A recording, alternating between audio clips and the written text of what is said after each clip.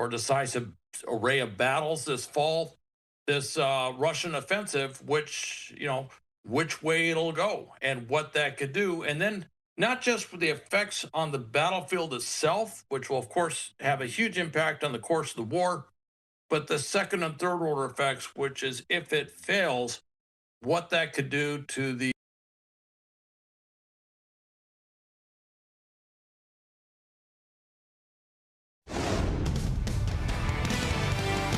This traffic backup, part of a major crash at US-23 and M14. I'm Dave Kinchin with what we know next. Tough loss for the Tigers. I'm Lauren Edwards outside of Comerica Park with fan reaction coming up. And we're also looking at a cool evening right now. 80s do return. We'll time out how long they last and when we see rain chances return to in the forecast coming up. Working for you. Fox 2 News at 10 starts now. Well, thank you for joining us. I'm Taryn Asher. We are following a terrible accident on US-23 just outside of Ann Arbor. A semi-truck veers off the road and into the woods, shutting down the freeway. Fox News' Dave Kinchin joins us live from Ann Arbor. And what's the latest on this situation? Is the freeway back open at this point? Dave.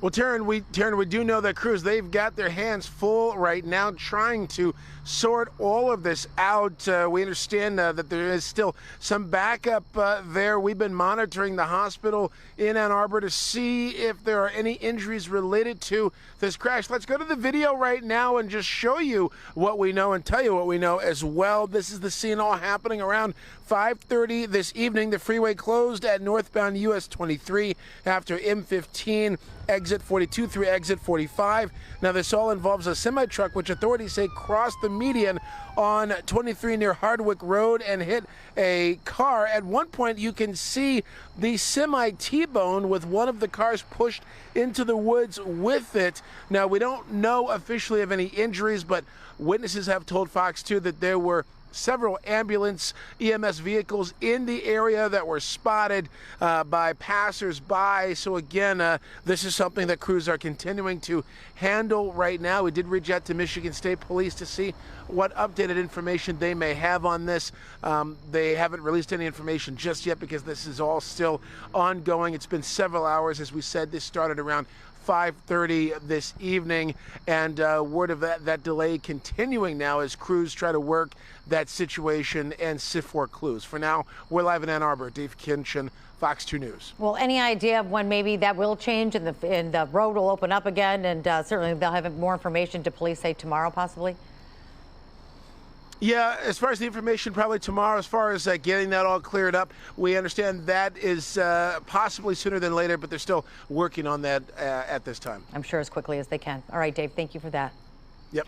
Well, we have a news alert tonight out of Sacramento. Police are working to track down a suspect who opened fire on a local ABC station. At least 3 bullet holes could be seen in the windows at KXTV or ABC 10. Authorities say the shots were fired into the building's lobby, hitting a window. No word yet on whether the shooting was random or targeted. Police say the TV station was occupied at the time, but nobody was hurt. Police continue to investigate a police shooting on Detroit's east side. It happened last night near Kelly and Ross.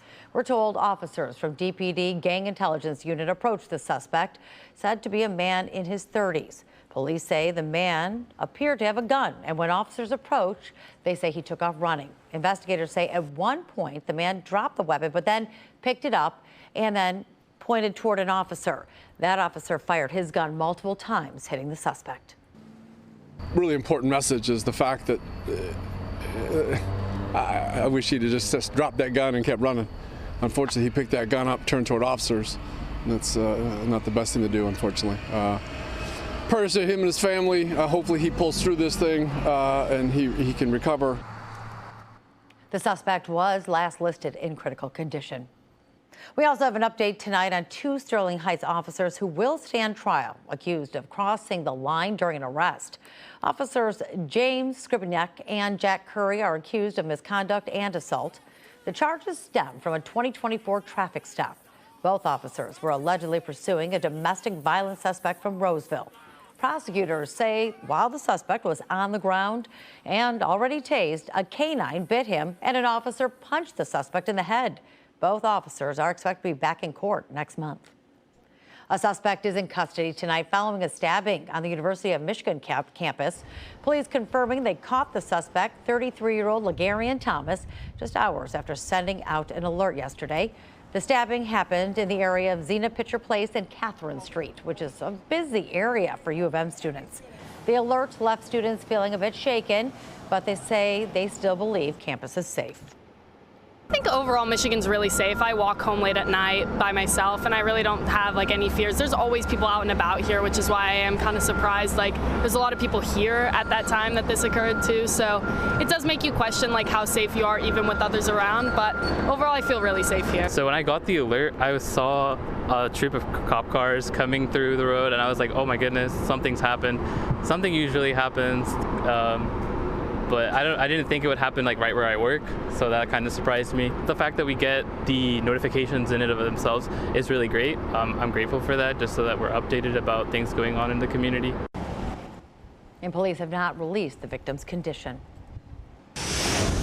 Well, it looks like it's going to be a warm weekend to close out the official summer. Weather Authority Stephanie Mead joins us now with our forecast. And hey, we'll take it, right, Stephanie? Yeah, absolutely. Because a few months from now, Tara, and I think we're all going to be so frustrated with some of the ice that will be developing on our windshield. So yeah, let's take advantage of the 80s while we still have them. Live look over the city of Detroit. Great evening tonight. It looks like Comerica Park still lit up right now, but we're all dry, which is great. I think moving forward, we see one dry day this weekend, and then Sunday will be our next opportunity for some rain. 68 in the city right now, 66 Lansing, Thames and Mount Pleasant at 60 degrees too.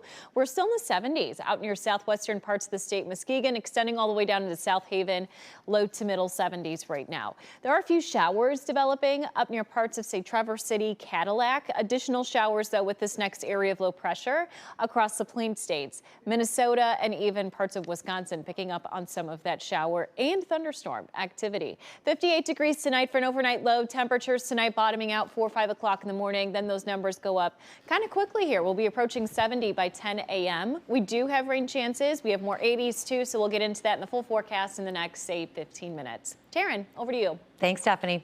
Well, some Detroit Tiger fans are getting a little worried now as we approach the end of the season. The Tigers' division lead is now dwindling with another loss tonight at Comerica Park. And sadly, we find Fox 2's Lauren Edwards there. And, you know, you had great assignments this week with the Miller's Bar and the burgers, but now, oh, that's a tough night.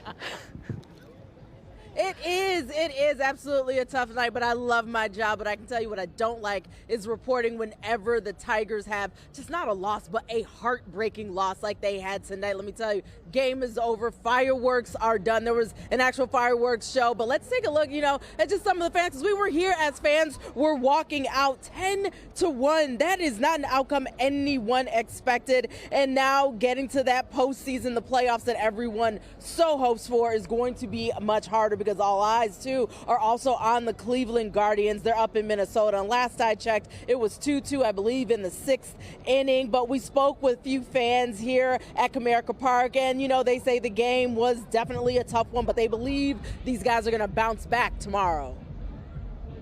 They played kind of good, but the other team was winning. Sad. It was so sad. It was, honestly, but it was still fun. They played good. Fortunately, we lost, but there's a game tomorrow that we're going to win. The bats are a little quiet, a little slump, but we will overcome what just happened tonight. So you'll overcome. You're going to make it to playoffs? We're going to make the playoffs, and from a guy who was at the last game of the 1984 World Series, they're going to win the World Series. I absolutely love the confidence there. Still going to make the playoffs. All these guys that we spoke with just believing that the Tigers will rebound tomorrow. But again, also just keep an eye on those Cleveland Guardians, because if they lose, then that helps their chances. But again, 8 games left? Let's just have faith that they are actually going to rebound tomorrow and do so much better than tonight. Reporting live outside of Comerica Park, Lauren Edwards, Fox 2 News. Yeah, of course, we have to believe in our Tigers that they're going to win. But what do the fans think has been the problem? I mean, do they have any insight that they'd like to share? No insight, just hope. Hope is real, and that's what we all live on right now. We just got hope, because that's better than believing the rest. All right, we'll keep hope alive. Lauren, thanks. Story of faith and quick action. I'm Scott Walchak. How a community came together to save a life at a local volleyball game.